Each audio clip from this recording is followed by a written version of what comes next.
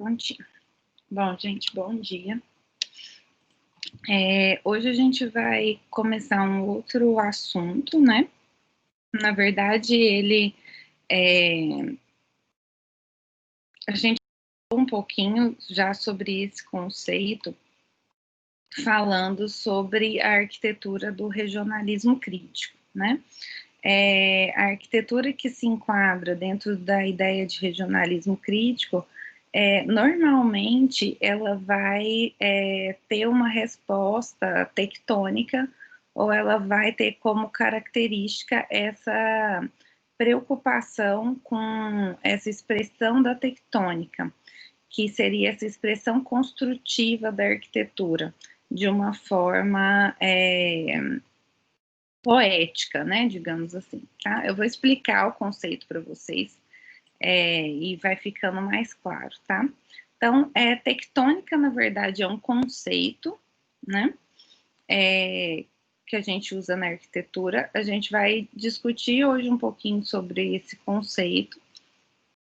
E a discussão sobre esse conceito de tectônica é retomada a partir também dos anos 80, discutida por alguns arquitetos contemporâneos, alguns autores contemporâneos, inclusive, novamente, quem traz muito sobre o assunto é o Kenneth Frampton, tá? Então, o Frampton é aquele historiador e crítico do qual eu falei para vocês na aula passada, falando sobre o regionalismo crítico.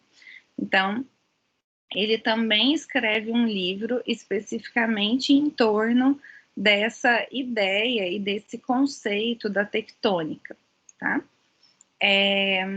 Bom, então é um conceito que passa a ser retomado nos anos 80 e que se torna visível, uma característica visível e importante em algumas obras de arquitetura da contemporaneidade. É um caminho, né, da discussão arquitetônica. Não né, necessariamente, a gente vai ver que é um conceito mais amplo, então, expressões diferentes da arquitetura podem se enquadrar dentro dessa ideia de tectônica. Então, tanto uma arquitetura que é mais regionalista, ou mesmo uma arquitetura espetacular, né, globalizada, por exemplo, do Calatrava ou do Norman Foster, que vão trabalhar com o aspecto tecnológico, acabam também passando pela ideia de tectônica, tá? Então, é uma ideia, é um conceito que eu acho que ele é muito adequado para... É um conceito muito importante a gente saber, inclusive para projeto, né, de arquitetura, porque ele impacta muito nas nossas decisões projetuais, principalmente em como que o arquiteto deve ser o responsável pela escolha da estrutura, né, do sistema estrutural adotado, do material adotado, né, como que essa escolha dos materiais e essa escolha da estrutura impacta na questão estética da obra. Em síntese, é isso, tá? Então, a gente vai discutir um pouquinho sobre esse conceito na aula de hoje, tá? No comecinho fica meio abstrato, mas depois a gente vai arredondando isso um pouco mais, tá? Então, só voltando aqui um pouquinho, só para lembrar que a gente está falando, então, né, dessa arquitetura contemporânea, tá? E aí, uma das características da contemporaneidade, a gente tem falado, são a pluralidade dos discursos, né? Então, as múltiplas ideias que a gente vê sendo discutidas na arquitetura, tá? Então, essa discussão sobre a tectônica, sobre a materialidade construtiva, é uma dessas uma dessas ideias e dessas vertentes que são discutidas na arquitetura contemporânea, tá? Por isso que a gente vai falar sobre isso.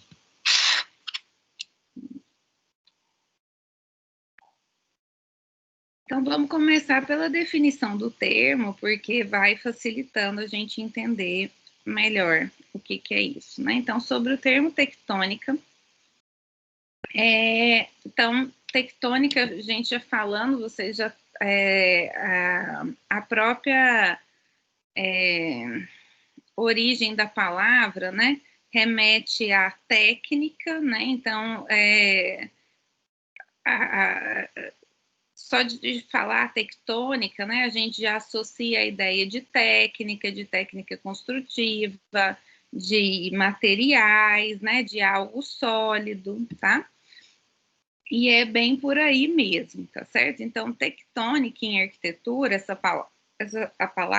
palavra sempre foi associada ou usada quando a gente estava falando mesmo na arquitetura sobre os aspectos de estrutura e solidez da obra, né? Sobre questões construtivas mesmo da arquitetura.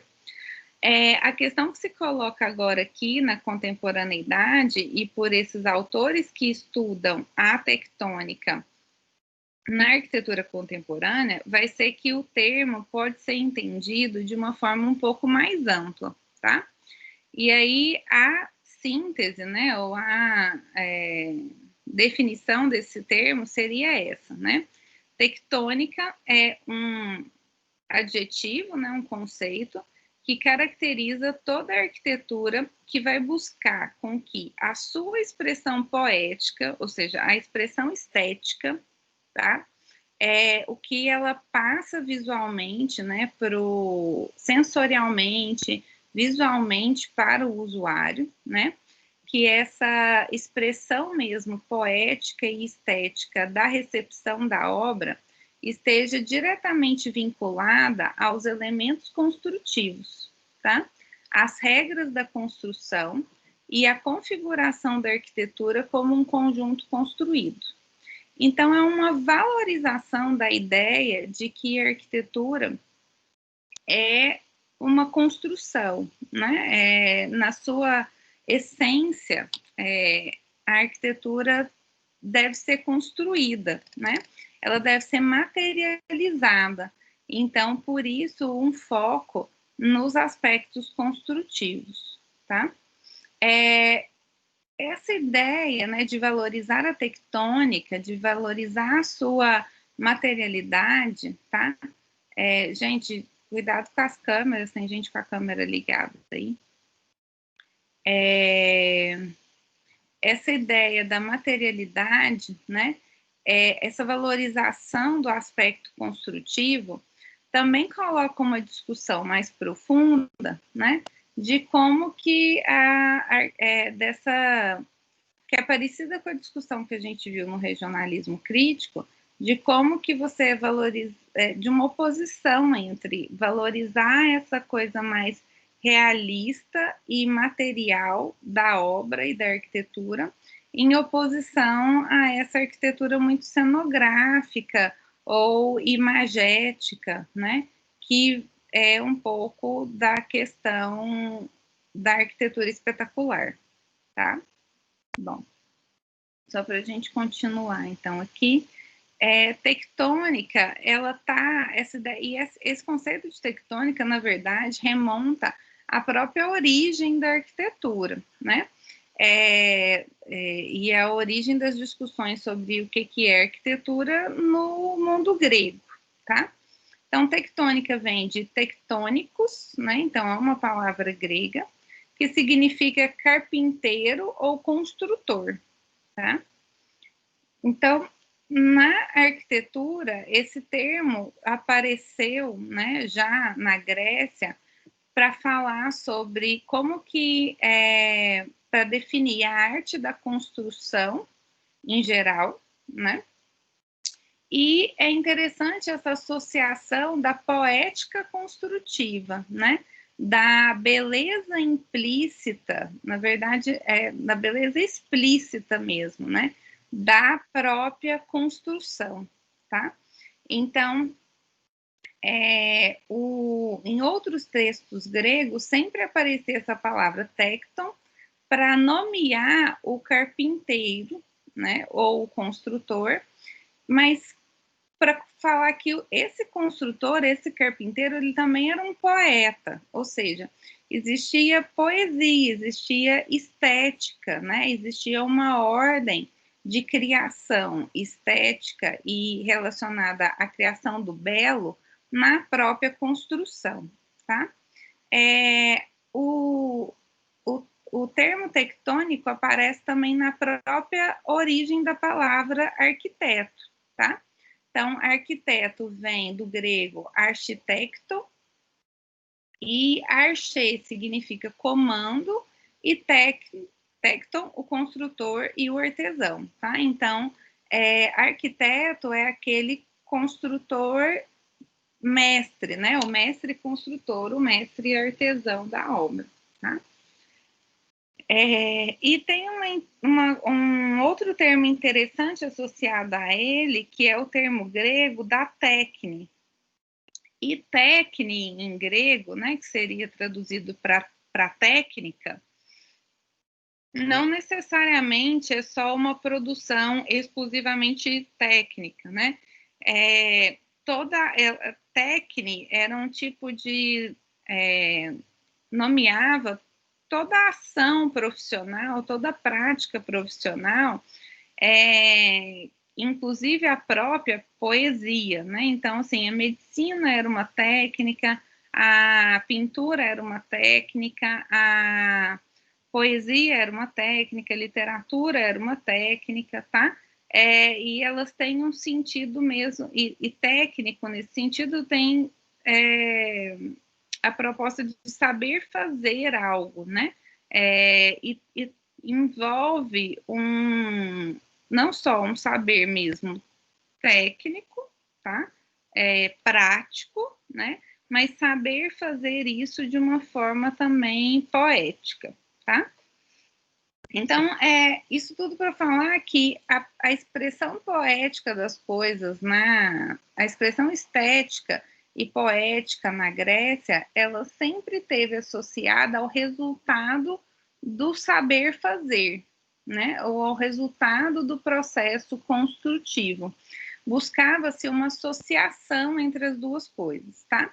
Então, isso é diferente da lógica, por exemplo, do pensamento do ornamento, né? Da concepção contemporânea que a gente tem de ornamentação, tá?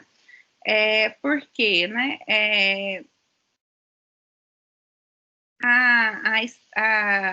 Se entende, né? O tratamento estético, o tratamento ornamental, como se fosse algo separado do processo construtivo ou que fosse adicionado depois, né? A gente às vezes entende a forma como separada da expressão construtiva.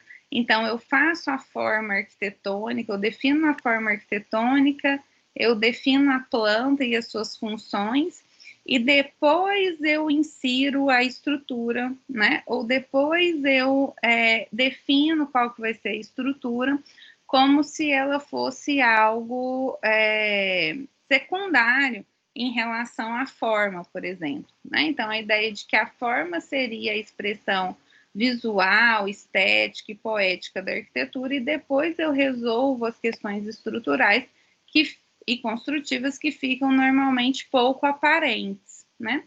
A tectônica prevê justamente o oposto, né? De que quando, na verdade, eu tomo a decisão estrutural e construtiva, ela já é a expressão poética da arquitetura, né? Está intrinsecamente ligada às expressões estéticas e formais dessa arquitetura, tá? Vendo os exemplos, a gente vai entender um pouco melhor. Na imagem do templo grego, a gente já consegue entender um pouco essa associação entre construção e elemento estético, tá? Qual que é, né? Vocês vão responder para mim, né? Qual que é o principal elemento da arquitetura do templo grego que é a sua expressão de beleza, né? É um ornamento aqui. As colunas? As colunas, exatamente. E o que é a estrutura do templo grego? O que permite que ele seja construído?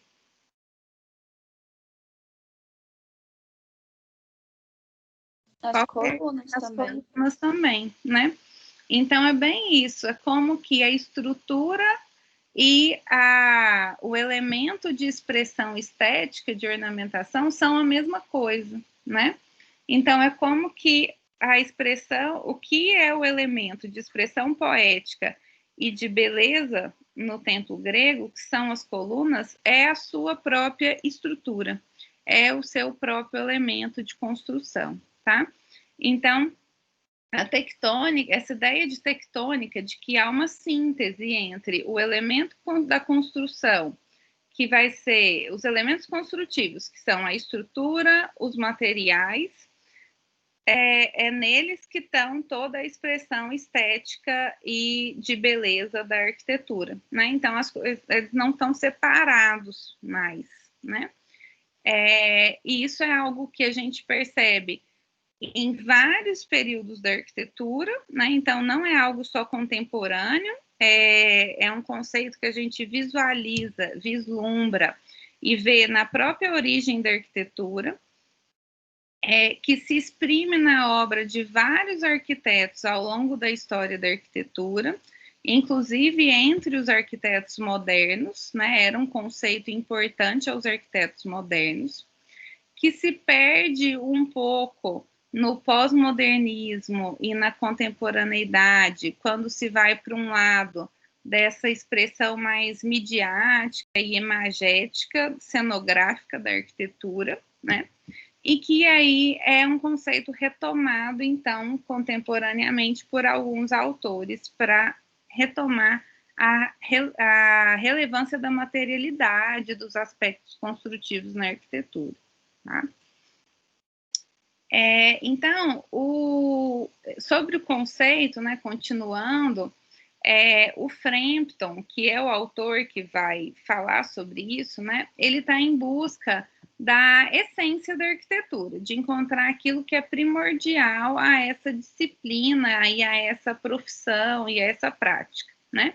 E aí ele encontra essa essência do que é arquitetura, então, na construção, na matéria, tá? Então, a essência da arquitetura está na manifestação poética da estrutura e dos aspectos construtivos. Existe uma relação com a filosofia nessas discussões, né? Que vem, por exemplo, de algumas afirmações de alguns filósofos, inclusive do Kant, que fala que uma obra, né, de arte, uma obra de literatura qualquer, não deve buscar razões da sua existência fora dela mesma, né? Então, é a busca da expressão poética dentro da própria construção, tá? Então, o que significa tectônica? Toda obra, né, que vai buscar a expressão construtiva como expressão estética da arquitetura, né? Então, a gente pode já ir listando uma série de obras que a gente conhece, em que, principalmente obras de algumas obras modernas, algumas obras brutalistas, todas vão ter essa ideia, né? De que o material e a construção já é a expressão formal, né? É uma síntese da forma e a expressão estética da arquitetura, né? A aproximação e importância entre o fazer, o construir e o projeto, né? A necessidade de uma relação direta entre o conhecimento do material, as técnicas, o arquiteto e o desenho. Então, existe aqui também uma valorização da figura do arquiteto como aquele, não só aquele mais que projeta ou desenha, ou que está distante do canteiro de obras, né? Mas a importância do arquiteto conhecer todos os processos construtivos, conhecer sobre os materiais, conhecer sobre as técnicas, conhecer sobre a estrutura, para que isso o auxilie nas decisões projetuais, nas decisões de projeto, tá? E vem também, né, como eu falei para vocês, existe uma relação filosófica, e o Frampton retoma uma outra ideia que vem da fenomenologia, né? A fenomenologia é uma vertente de pensamento filosófico que fala, né? Existe um filósofo que é dessa linha da fenomenologia, que é o Heidegger, que fala muito sobre como que o homem se... É uma filosofia meio existencialista, assim, ele está buscando entender o sentido da experiência humana no mundo, né? Como é que o homem se sente um indivíduo, um ser, né? E ele fala como que o ato de construir é parte dessa essência humana, né? Dele fixar raízes, dele se colocar em um lugar, dele pertencer a um lugar no mundo a partir do processo de construção. E aí vai se falar, né, um pouco sobre isso, como que a construção está na essência humana, de certa forma, né? E também a fenomenologia fala como que a expressão da tectônica pode enriquecer a experiência sensorial dessa obra, tá? O detalhe, né, dentro dessa linha da tectônica, só um minutinho.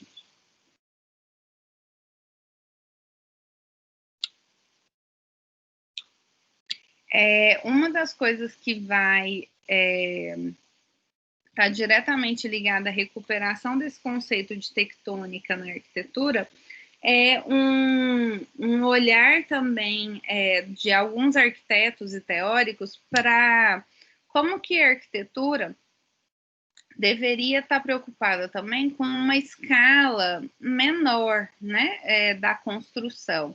Então, de novo, está muito ligado a esse excesso de... uma espécie... A valorização da tectônica acaba sendo uma espécie de crítica, de certa forma, a essa arquitetura também do espetáculo de uma escala muito grande, né, de uma escala imagética. Não que isso não significa eu falar para vocês, eu não estou falando isso, que essa arquitetura do espetáculo não se preocupa com os aspectos construtivos, né, ou com essa expressão técnica também. É claro que existe toda uma discussão, até mesmo da técnica, da tectônica, em obras como, por exemplo, o Museu de Bilbao, do Frank Gehry, né? Ele não seria possível sem, né, essa expressão da tecnologia, né? Mas o seu valor, né, tá muito mais nessa imagem que ele gera, nessa imagem formal, do que tal, e aí a construção, a tecnologia é o que permite, né, que isso seja construído, mas a valorização está mais nessa escala monumental que ele tem e nas questões da forma, né? Em oposição a isso, a gente tem alguns autores que vão falar da importância de pensar a arquitetura numa escala mais próxima do homem, né? Da percepção humana numa escala menor, né? E aí também tem essa relação, então, com a tectônica, essa preocupação que existe com os pequenos detalhes construtivos. Então, são detalhes em todas as escalas, desde os detalhes maiores de arquitetura até os pequenos detalhes da construção, retomando a importância, né, de cada decisão construtiva ou de detalhamento de uma obra e como que isso deve ser uma decisão do arquiteto, tá? Vou explicar isso melhor depois, né? Nesse sentido, então, essa análise que a gente faz da tectônica na arquitetura não é uma vertente específica, né, da arquitetura pós-moderna e da arquitetura contemporânea. Um interesse pela tectônica aproxima teorias e estilos divergentes na crítica pós-moderna dos anos 80, inclusive expressões modernas anteriores, tá? Então, tectônica significa um interesse, né, pelo fazer, que pode ser encontrado em trabalhos tão diversos como, né, de arquitetos como Tadao Ando, Mário Botta, Renzo Piano, Stephen Hall e o Morphoses, né? Então, como eu falei para vocês, a arquitetura, por exemplo, do high-tech, da alta tecnologia, apesar de ser uma arquitetura que normalmente está associada a essa ideia de arquitetura do espetáculo, né, a uma arquitetura de grande escala, ela é necessariamente ela tem necessariamente uma relação com esse conceito de tectônica, né? Porque a expressão plástica, a expressão poética, a expressão visual e estética dessa arquitetura está na estrutura e nos detalhes construtivos, né? Então, olhem esse encaixe, né, do Centro Georges Pompidou, né? Isso aqui é algo desenhado pelo arquiteto, né? Então, é a estrutura, né? Mas essa definição da forma, do desenho da estrutura, é algo decidido pelo arquiteto, por quê? Porque vai ter um impacto nas questões visuais e nas questões estéticas de que proposta estética ele quer para esse edifício e como que isso impacta na fachada, na forma, né, na tridimensionalidade da obra ou na percepção estética da obra. Então, ele queria que isso parecesse uma máquina, né, que isso parecesse algo... Desculpa, perdi a palavra que eu ia falar aqui. Bom, tem toda uma ideia por trás, né, estrutural e conceitual por trás dessa obra, né, era a ideia de parecer um exoesqueleto mesmo, né, da estrutura vir para fora, né, e ela ser a expressão mesmo poética e estética da obra. Então, para isso, eu tenho que desenhar essa estrutura, né? Então, não deixo para o engenheiro, né? Provavelmente o engenheiro ia resolver isso prática e tecnicamente, né? Mas cabe ao arquiteto fazer o desenho, né? Então, esse encaixe da estrutura metálica, né? É uma decisão, é um desenho, é um detalhe desenhado pelo arquiteto, pelo Renzo Piano. Tá? Alguém quer falar alguma coisa? Comentar alguma coisa?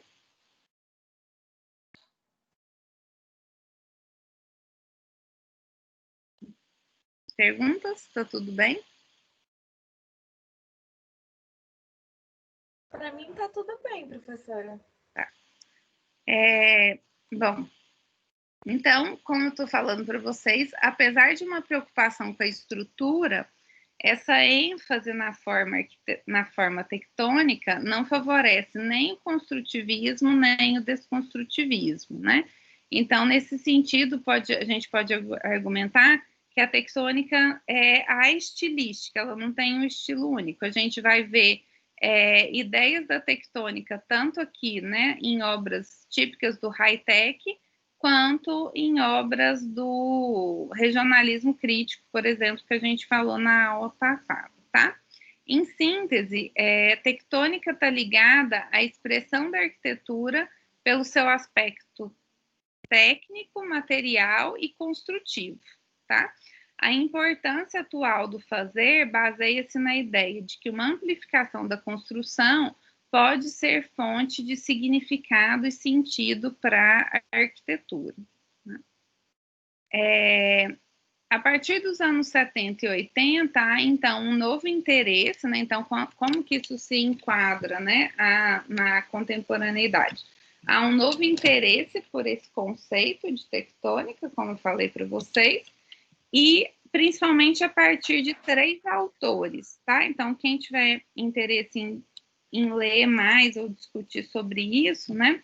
Os principais autores que vão falar sobre isso são um italiano, que é o Vittorio Gregotti, que fala da importância do detalhe e da discussão mesmo, né, do desenho, quando ele fala de detalhe, ele está falando desse aspecto mais amplo, dessas decisões de detalhes construtivos que o arquiteto toma, né, a partir desse conhecimento que ele tem da construção e o potencial poético do desenho arquitetônico, tá? O Frascari, né, que também fala sobre essa mesma ideia de como o detalhe, o desenho do arquiteto, dos detalhes construtivos, né, tem um aspecto poético e narrativo. E principalmente, de novo, o Frampton, né, que fala dos argumentos em favor da tectônica, né? Hoje, gente, eu vou passar um link para vocês, vou colocar aqui depois no chat, que eu acabei de receber, vai ter uma palestra no YouTube, deixa eu pegar aqui, que tem muito a ver com esse assunto, né? E se vocês puderem assistir, eu acho muito válido, assim, quem tiver interesse.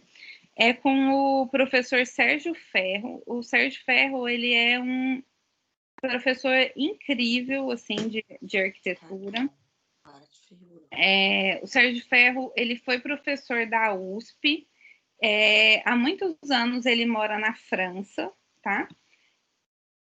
E o Sérgio Ferro, ele discute basicamente da importância desse aspecto construtivo e dessa presença do arquiteto nas decisões construtivas e no canteiro de obras, tá? Ele fala uma coisa, né? Ele conta algo, assisti uma aula dele uma vez e isso me marcou muito, né? Ele vai falando assim, como que a arquitetura, ao longo da sua história, foi, e principalmente com a invenção do projeto, né? A invenção do projeto arquitetônico é o que transforma a arquitetura em uma profissão, né? Então, é quando o arquiteto, o profissional arquiteto, se torna aquele que desenha, projeta, planeja, né? E depois esse projeto, que é antever como a arquitetura deve ser, vai para a obra, né, para ser construído. E que muitas vezes, nessa prática do projeto, nesse refinamento do desenho e do desenho técnico, o arquiteto perdeu um pouco o contato com o canteiro de obras e com a materialidade, né, da construção, porque o desenho, o papel, e a gente pode agora chegar, né, mais próximo do mundo de vocês, a perspectiva, o 3D, né, o Revit, o SketchUp, aceitam uma série de coisas, né? Aceitam até o impossível, né? De questões formais. Mas quando você vai, então, né, para materializar ou construir isso, né? Talvez nem tudo que é possível no desenho, no mundo das ideias, nesse mundo virtual do tridimensional, é possível na construção, né? Quando envolve gravidade, quando envolve o material, né? Então, o que o arquiteto, ao longo da história, foi se afastando um pouquinho dessa prática construtiva ou do próprio canteiro de obras. Então, o Sérgio Ferro é um arquiteto que fala da valorização do canteiro de obras, da valorização de canteiros experimentais de projeto, né? Para que o arquiteto retome mesmo essa relação com a sua essência do material, da essência da construção, né? E como que muitas vezes o arquiteto até tem que tomar decisões de detalhes, decisões construtivas no próprio canteiro de obras, né? Então, ele fala muito sobre isso e é um tipo de pensamento muito bonito sobre arquitetura, né? Porque tem a ver com essa poética mesmo da construção, tá? E ele vai falar, vai dar essa palestra hoje no... Eu vou mandar o link do YouTube para vocês, tá? Eu acho que vale a pena quem puder assistir. E aí casa direitinho com o tema da aula de hoje, tá? Por que que, então, o Frampton fala que escolhe, né, tratar desse assunto? Como eu falei para vocês, então, nos anos 80, né, final dos anos 70, nos anos 80, que é quando o Frampton escreve esse texto, o que está na moda, né, principalmente nos Estados Unidos e na Europa,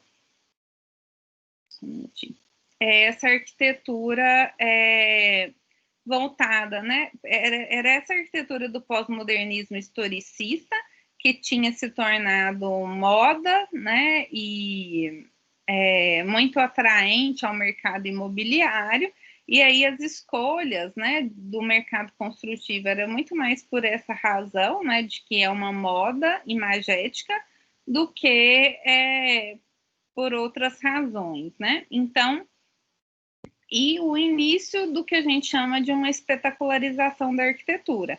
Então, o Frampton vai pedir por uma postura arquitetônica, digamos assim, mais realista, mais pé no chão, né? De que os arquitetos revejam as suas posições, né? Visto que a tendência hoje predominante na arquitetura é reduzir toda a expressão arquitetônica a uma cultura de consumo, né? Então, voltar mesmo, qual que é a essência da arquitetura, né? São seus aspectos construtivos. E aí a gente vai ver hoje um pouco das expressões disso, dessa ideia de tectônica na história, né? Essa imagem, acho que uma das expressões históricas arquitetônicas que mais demonstra essa ideia de tectônica é o próprio gótico, né? Na verdade, essa imagem aqui é do Alto Gótico já, é uma capela próxima a Notre Dame de Paris, que se chama Sainte-Chapelle, né, Capela Santa, em que a gente vê o que, né? O desenho plástico, né, o desenho de ornamentação da arquitetura é justamente essas estrias, né, que são geradas. Isso aqui é o teto, tá, gente, da capela, visto de cima. Tá meio estranho. Que é gerado pelos próprios arcos, né, ogivais, né, e pelas colunas nervuradas que sustentam o edifício. Então, o gótico tinha muito isso, né, de que a gente já viu o grego, né, em que as colunas, né, é o que definem tanto o aspecto estético, plástico e formal, quanto, né, o aspecto estrutural.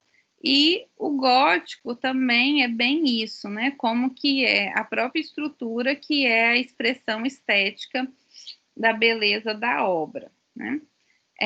O Viollet-le-Duc é um arquiteto do iluminismo que retoma, né, um pouco isso, essa ideia de como que o gótico tinha essa expressão construtiva muito clara e que isso deveria ser valorizado e ressaltado.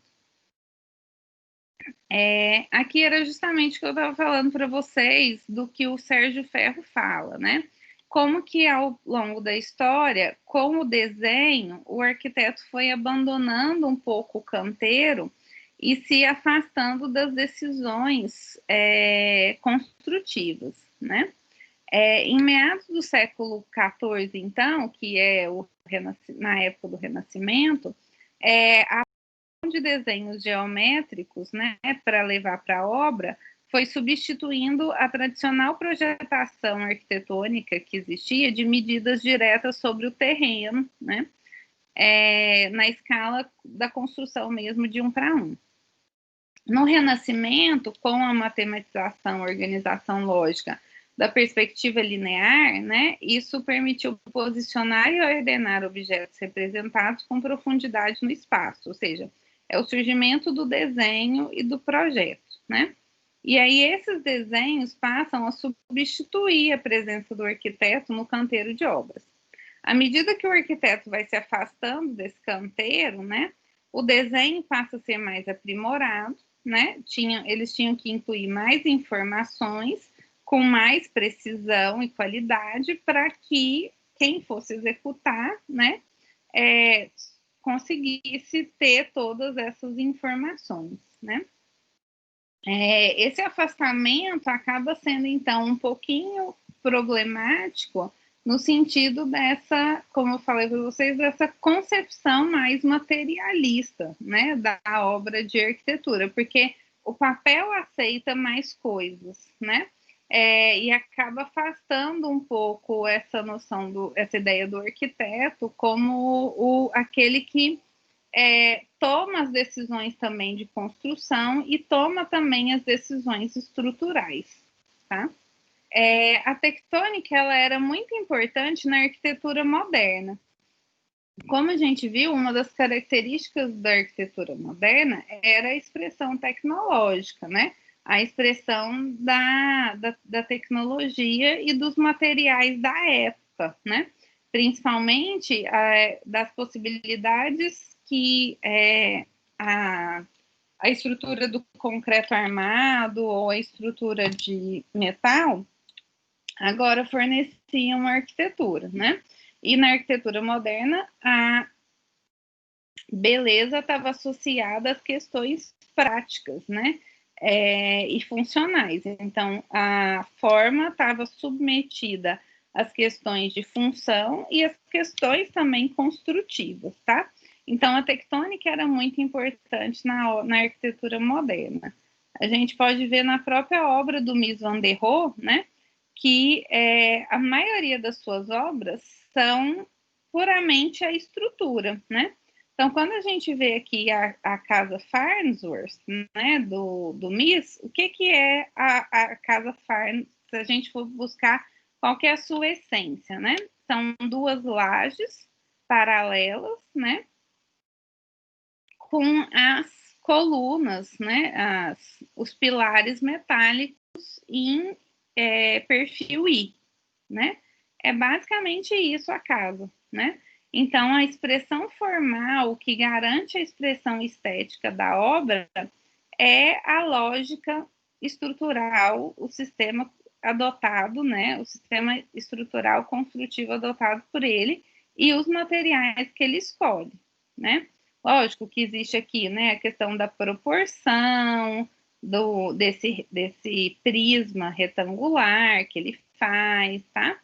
Mas, em essência, né, isso é o detalhe mesmo é a pura estrutura, né? Então, é uma obra cuja forma e estrutura são a mesma coisa, tá? O Mies tinha essa frase, né, de que Deus está nos detalhes. Então, ele valorizava muito cada detalhe construtivo, né, que tivesse que ser tomado, né? Então, começam a aparecer uns desenhos muito bonitos de juntas e de detalhes mesmo de esquadrias, né, na obra do Mies. Deixa eu voltar aqui. Os arquitetos modernos, eles não costumavam, né, deixar nada mesmo de decisão construtiva ao acaso, né? Então, havia sempre essa preocupação com o detalhamento na obra, né?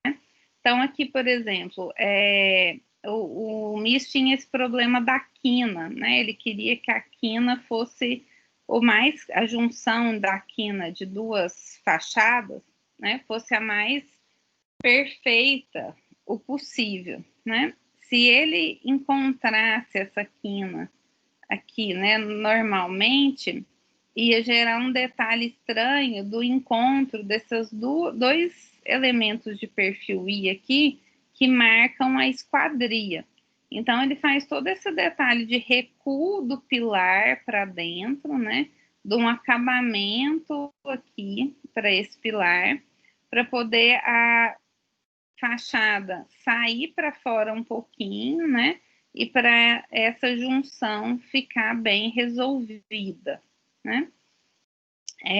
Um outro detalhe, né, não também, às vezes o MIS trabalhava com o perfil pronto, né, muitas vezes ele vai trabalhar com o perfil I, mas em algumas obras ele desenha o próprio perfil do pilar metálico, né. Então, esse daqui é o pavilhão de exposição de Barcelona, em que o MIS, Mies van der Rohe, pede o uso de um pilar em cruz, né? Então, ele vai detalhar esse pilar em cruz, ele é depois revestido em aço, né? Em inox, tá? Por quê? Então, esse detalhamento da estrutura e do seu acabamento é importante no que ele está propondo de referência estética, tá? O Frank Lloyd Wright também trabalhava, né, muito com isso, principalmente na escolha dos revestimentos da obra. Ele tem todo um trabalho de detalhamento, né, de como que esses revestimentos em terracota, né, deveriam ser assentados, desenhados. Alguns são fabricados, né, o Frank Lloyd Wright desenhava, né, esses revestimentos para eles serem fabricados e usados, né, nas casas dele, tá? Ele chegava a detalhar, né, esquadrias, então todos os elementos que eram parte, né, da construção eram desenhados e detalhados pelo Wright. O próprio Louis Kahn, né, a gente já falou bastante do Kahn, ele tem essa ideia mesmo da materialidade, então de como que cada material pede uma forma e pede também uma lógica de construção, né? Existe uma fala do Louis Kahn que eu acho muito incrível, que tem uma aula gravada, né, do Louis Kahn, que ele fala assim para os alunos, tudo no mundo tem um propósito. Ele vai falar, tudo que existe no mundo, seja algo animado ou inanimado, né, tem um propósito de existência. Tudo na vida quer ser alguma coisa. E aí ele fala do tijolo, ele pega assim, um tijolo, ele também quer ser alguma coisa, ele quer ser uma obra de arquitetura, né? Então, que ele pega o tijolo, né? Ele fala assim, a gente tem que falar então com o tijolo, e assim, o que o tijolo quer ser? Né? Qual que é o propósito de existência do tijolo? E qual que é a lógica construtiva do tijolo, tá? Então, ele vai falar assim, olha, o tijolo é um material construtivo que tem a sua origem, né, nos muros romanos. Então, ele começou a ser utilizado como material construtivo nas construções murais, né, nas construções de muros, muralhas e nas construções dos romanos, né? E como que os romanos conseguiram as suas grandes estruturas, né, a partir do uso do tijolo? Com a construção de arcos, né? Então, eles transformaram o tijolo, né, nesse sistema estrutural dos arcos. Então, ele vai falar assim, a lógica construtiva do tijolo, o propósito de ser do tijolo, é a construção de paredes, muros e, se eu for levar isso para um sistema estrutural, é o sistema do arco. Então, ele vai falar muito disso. Se eu quero construir em tijolo, né, a lógica é usar a essência do arco, né, como matéria construtiva. E aí ele vai levar isso, então, para para a experiência de projeto, né? Se eu quero trabalhar com o concreto armado, qual que é a essência do material de concreto armado, tá? Então, o concreto, ele é uma massa plástica, né, líquida, que a gente precisa fazer uma forma para ele, né? Estruturar isso, né, com a armação metálica, né, por isso que é concreto armado, e até por isso, por ele ser um tipo de material mais fluido, né, pastoso, moldável, né, então a essência do concreto é essa, como que ele pode ser modelado, moldável, né, em formas de superfície ativa, vetor ativo, tá? Então ele fala, a tectônica propõe isso, sabe? Que você olhe para o material que você quer usar, entenda que ele tem uma lógica estrutural própria, cujo resultado, e que vai dar um resultado estético próprio, tá?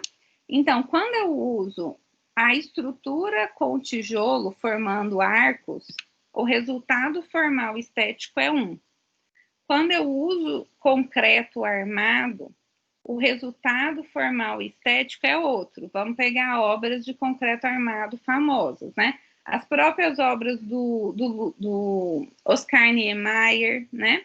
Que vão trabalhar com essas superfícies de vetor ativo, então você tem a própria cúpula, né?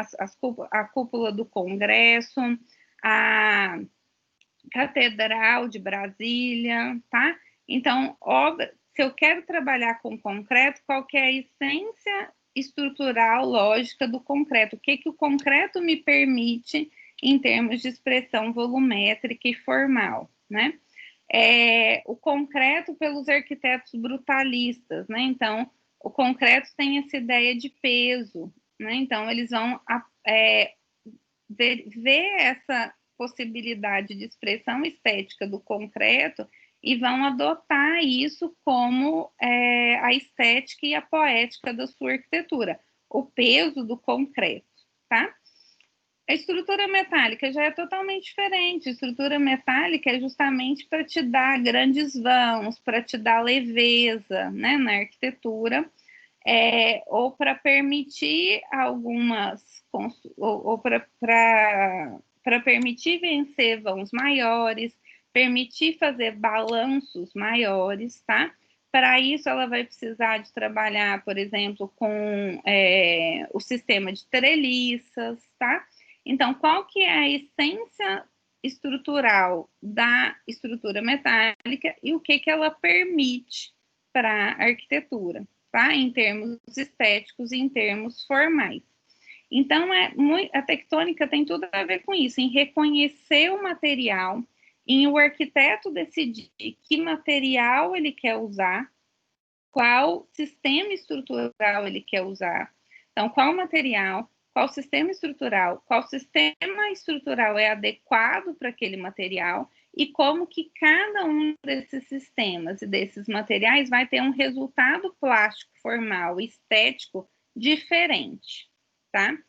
Então, isso é muito importante. Às vezes a gente perde isso no projeto, né? Como?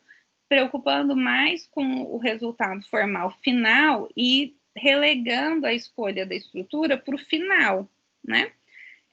Só que isso impacta, né, na arquitetura. A decisão do sistema estrutural depois impacta na forma, na construção, tá?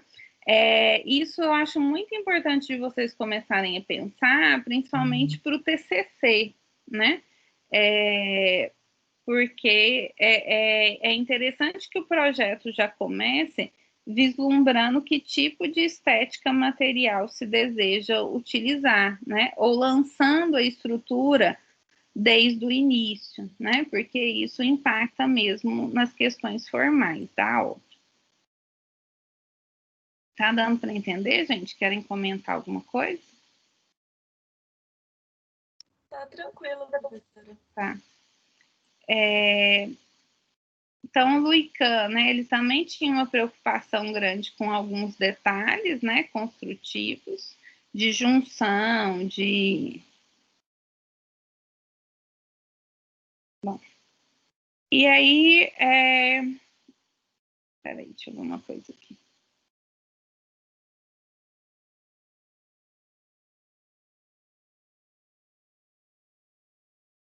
Vou pular aqui um pouquinho.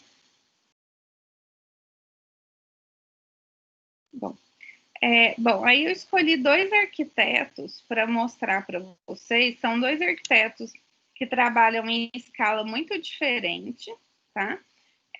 Mas que tem toda essa preocupação com o aspecto construtivo, tá? Que vão ser o Carlos Scarpa e o Renzo Piano.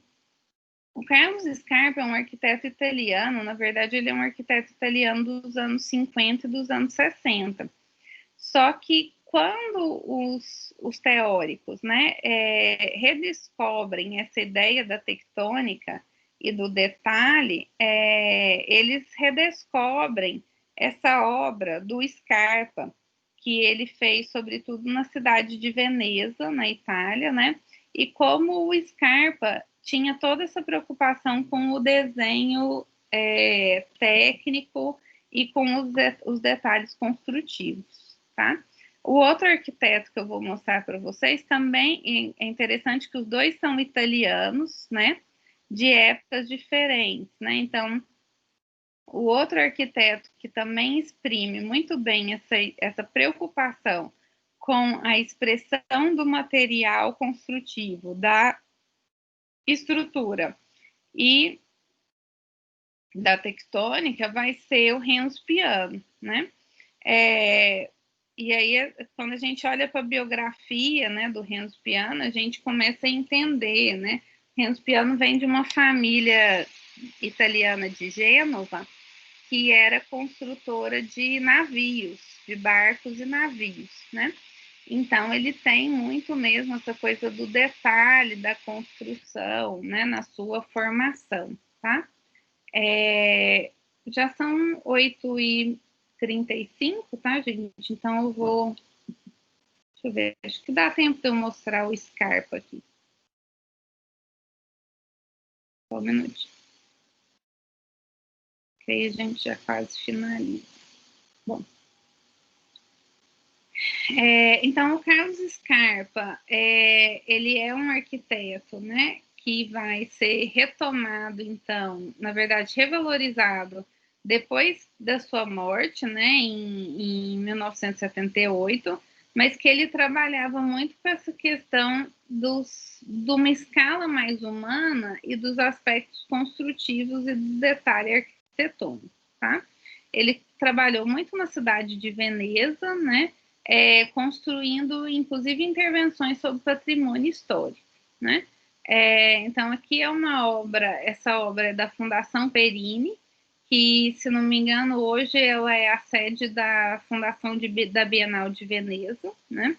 Então, ele precisa, né, lidar com a questão do canal, né? Então, ele vai criar uma ponte, uma passarela, né, para poder ter acesso a esse edifício, a essa fundação, um acesso exclusivo a ele. E aí ele vai trabalhar, né, com esse acesso das escadas, e ele faz esse desenho, né, diferenciado, né, quase que esculpido das escadas. Veneza tem que lidar com um aspecto que é o fenômeno da aqua alta, né, da água dos canais que sobe em determinadas épocas do ano, né? Então, ele vai considerar isso no detalhe da construção. Bom, eu vou mostrar algumas imagens.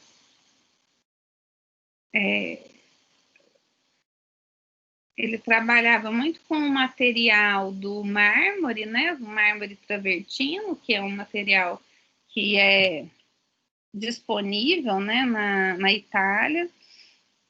E aí ele vai buscar inserir aqui nesse caso, né, é uma intervenção. O Scarpa trabalha muito com intervenção sobre patrimônio. e aí ele insere um novo piso, né, que é um piso mais elevado, dentro dessa construção existente, né, para poder dar um novo uso para essa construção. E aí o que chama mais atenção na obra do Scarpa é essa preocupação dele com os detalhes mesmo dos materiais. Então, esse piso novo que ele coloca, ele queria deixar à mostra um pouco do piso existente e de como que era mesmo a relação da parede com o piso existente. Então, ele solta, né, esse piso, criando esse detalhe de rodapé diferente. Ele vai trabalhar também com desenho. O Scarpa tem umas escadas que são incríveis, assim, de desenho, né? Então, como que é possível você ter um desenho diferenciado para um elemento altamente funcional, né, e técnico, tá? Ele chega a detalhar coisas mínimas, como, por exemplo, isso aqui é um ralo, né? É como que a água escorre aqui dessa parte do jardim e vai descer para esse canalzinho, e aí ele faz o detalhezinho do ralo. Ele está falando como que cada detalhezinho construtivo, que é algo técnico da construção, pode ser detalhado e desenhado pelo arquiteto, tá? Contam até uma história, né, de que o Scarpa ia na obra à noite com uma lanterna.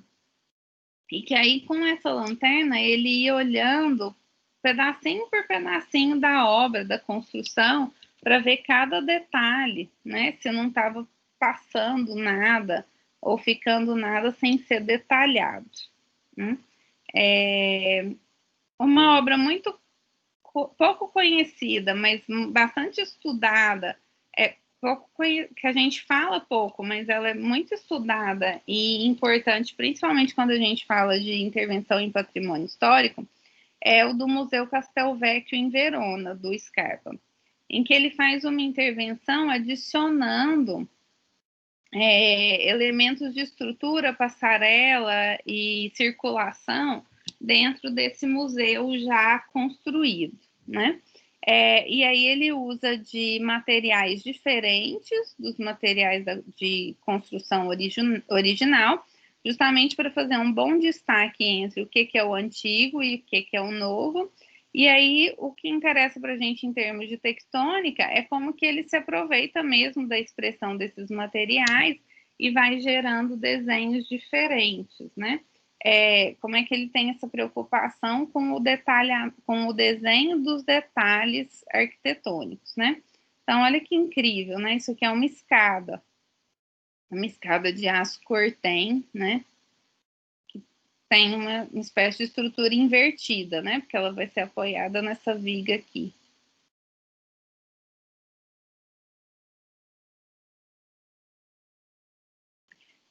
Então ele vai, né, inserindo passarelas, ele muda um pouco a lógica de circulação do museu, e o interessante são esse material novo que ele coloca e como que ele se preocupa com o aspecto mesmo de construção e detalhamento de cada elemento desse.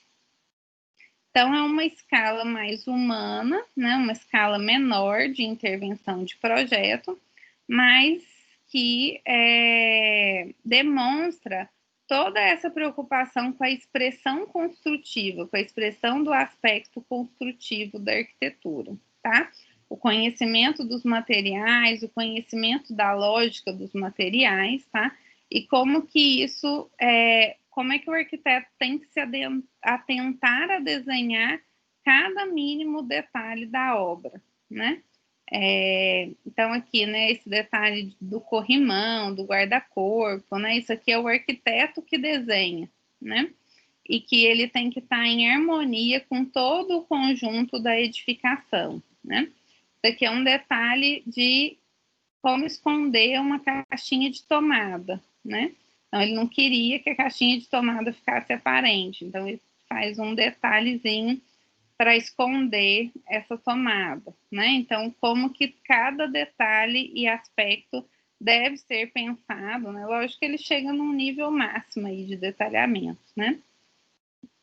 Mas como que isso também é parte do pensamento da forma e da construção e como que é parte da decisão do arquiteto, tá? Então, alguns detalhes da obra do Scarpa. As escadas são os que eu mais gosto.